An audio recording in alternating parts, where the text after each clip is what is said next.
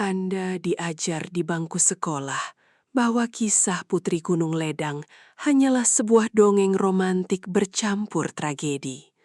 Sebuah epik cinta yang tidak kesampaian antara Sultan Melaka dan seorang putri kayangan.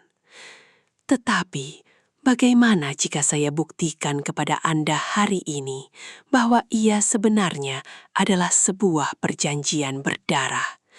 Sebuah kontrak kelam antara dimensi manusia dengan entiti bunian purba yang sehingga ke detik ini masih menuntut korban manusia setiap dekad. Lupakan sejarah yang ditulis oleh mereka yang ingin menyembunyikan kebenaran. Mari kita selami sisi gelap Gunung Ledang yang telah dipadamkan dari setiap buku teks sekolah. Bersedia untuk mengetahui rahasia yang akan membuatkan Anda berpikir 2 kali sebelum menjejakkan kaki ke sana. Kisah klasik menyatakan bahwa Putri Gunung Ledang menolak lamaran Sultan Mahmud Shah dengan meletakkan 7 syarat yang mustahil.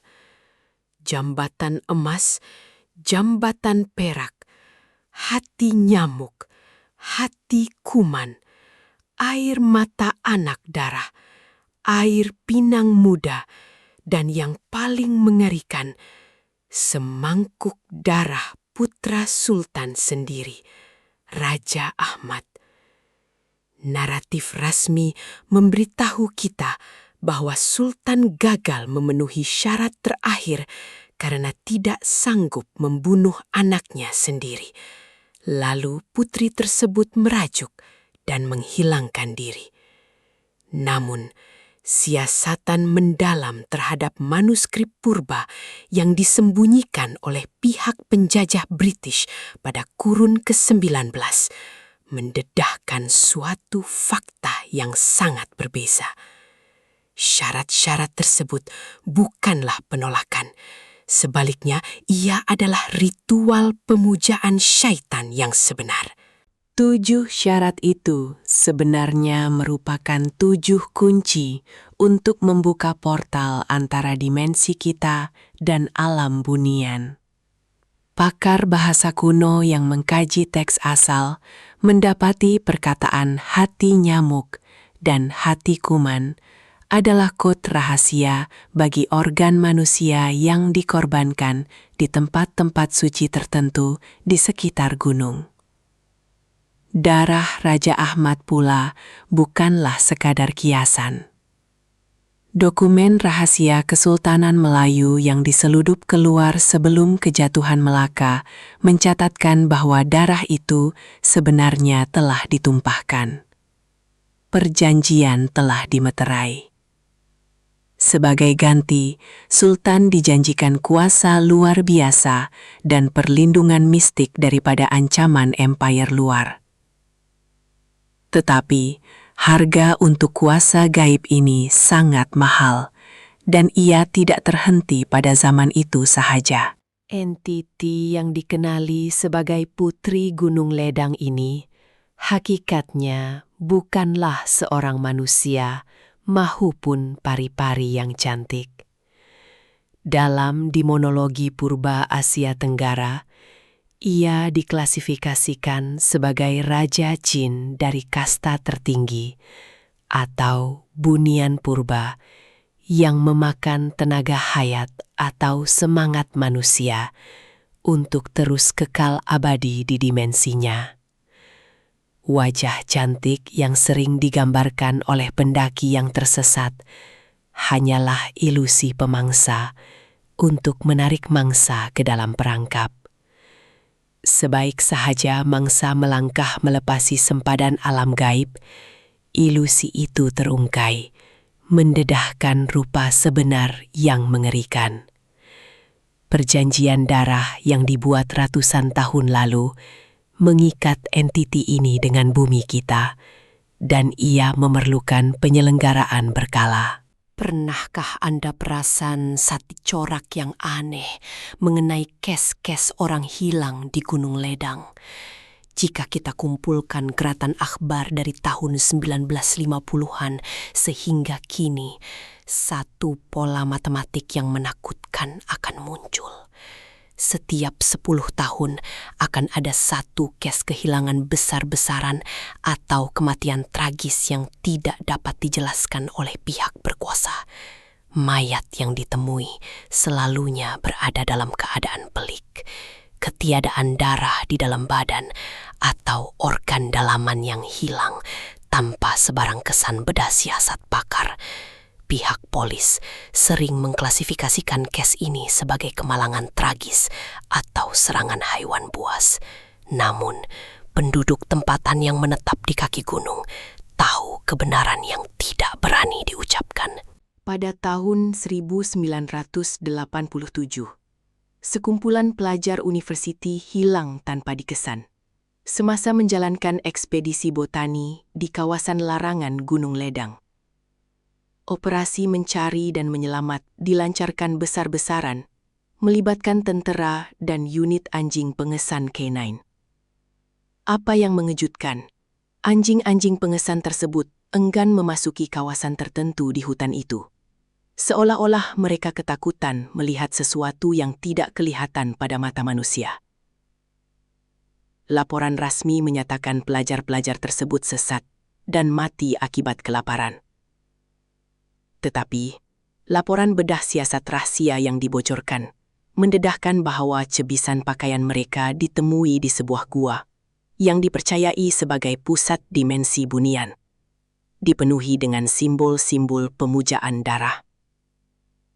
Gua misteri itu yang dirujuk oleh pawang tempatan sebagai pintu ketujuh adalah lokasi sebenar di mana perjanjian antara Sultan Melaka dan entiti bunian dimeterai.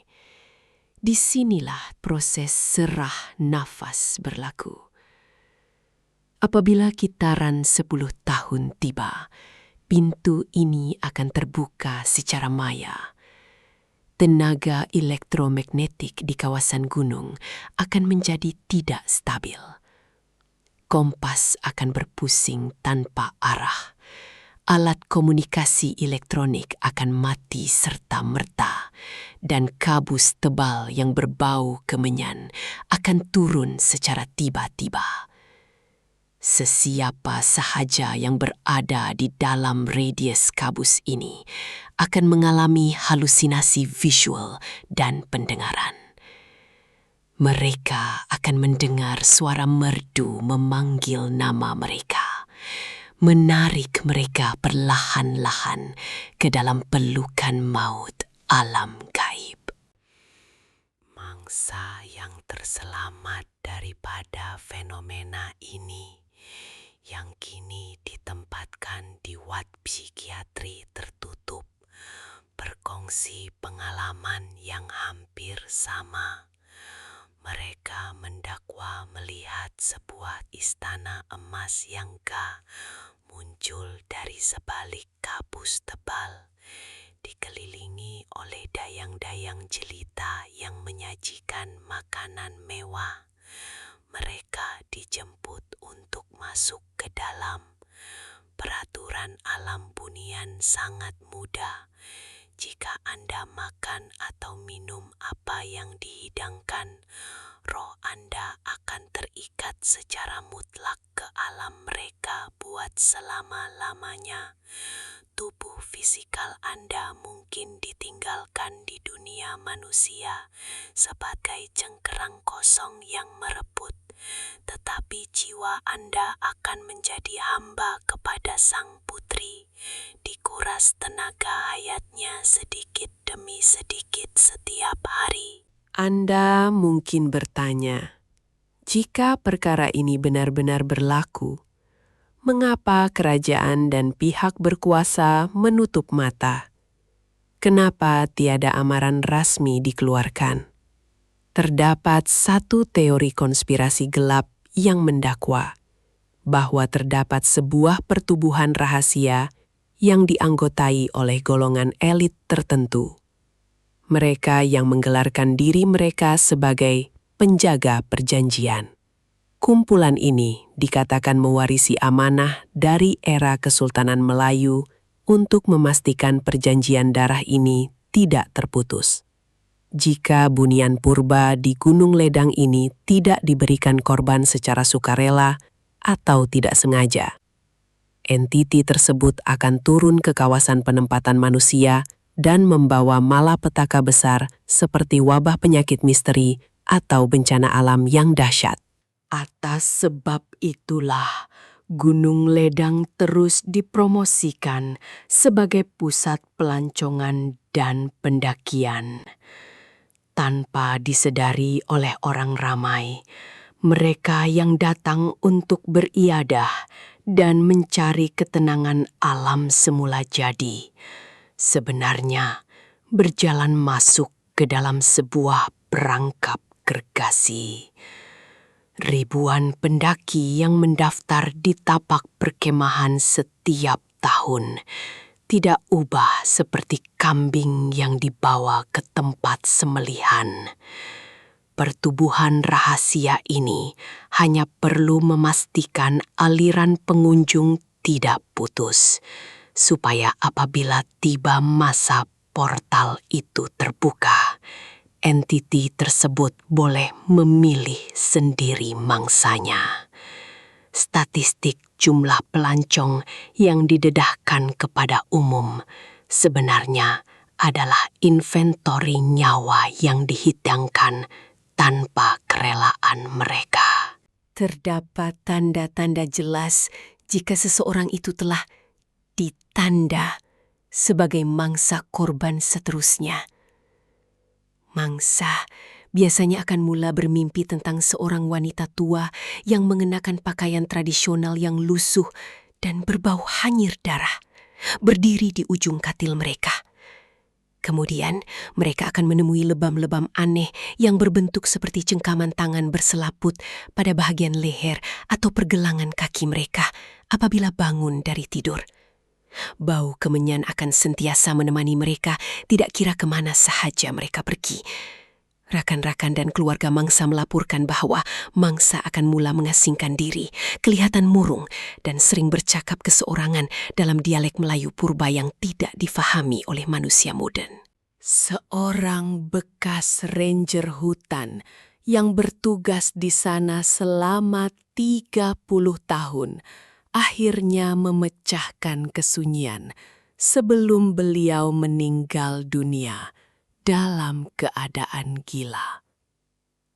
Dalam satu rakaman audio yang bocor ke forum-forum rahasia di internet, ranger tersebut menceritakan bagaimana dia pernah diarahkan oleh pihak atasan untuk tidak menghiraukan jeritan meminta tolong yang kedengaran dari kawasan hutan berhampiran, Kem Gua Kambing, pada waktu malam tertentu.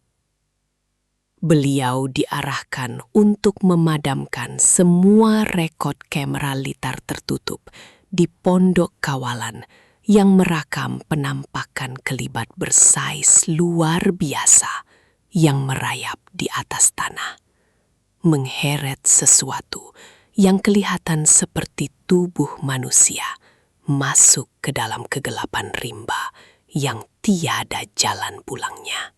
Ranger itu juga mendedahkan bahwa artifak-artifak pelik sering ditemui bergelimpangan di sekitar laluan pendakian setelah operasi mencari dan menyelamat ditutup.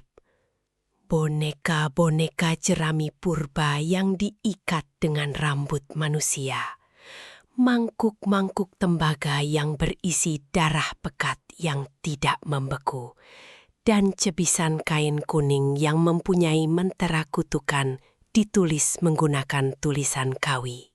Kesemua bukti-bukti ritual ini dengan pantas dikumpulkan dan dimusnahkan oleh pasukan khas rahasia yang tiba menaiki kendaraan tidak bernomor pendaftaran jauh sebelum anggota polisi biasa atau pasukan sukarelawan dibenarkan masuk ke tempat kejadian untuk memulaikan siasatan rasmi. Sekarang, Mari kita buat kiraan matematik yang mudah tetapi menakutkan. Mengikut corak kejadian dan rekod-rekod rahsia yang telah kita kaji sebentar tadi, insiden pengorbanan besar-besaran terakhir berlaku tepat hampir 10 tahun yang lalu. Ini bermakna kita kini berada di penghujung kitaran tersebut. Pintu ketujuh alam bunian itu sedang bergetar hebat, bersedia untuk dibuka sepenuhnya pada bila-bila masa dari sekarang. Entiti purba yang kehausan itu telah pun mula menghantar ilusi dan bayangannya, merayau di pinggir hutan, mencari jiwa-jiwa lemah yang terperdaya dengan keindahan palsu alam semula jadi Gunung Ledang. Masa sudah semakin suntuk dan mangsa seterusnya mungkin sudah pun berada di sana. Jadi, sebelum Anda merancang ekspedisi percutian hujung minggu Anda bersama rakan-rakan ke sana untuk menghirup udara segar, tanyalah diri Anda sendiri. Adakah Anda benar-benar bersedia untuk mempertaruhkan nyawa dan jiwa Anda demi sebuah pengembaraan yang tidak seberapa? Gunung Ledang menyimpan rahasia gelap berabad lamanya yang tidak mau diungkapkan oleh siapapun.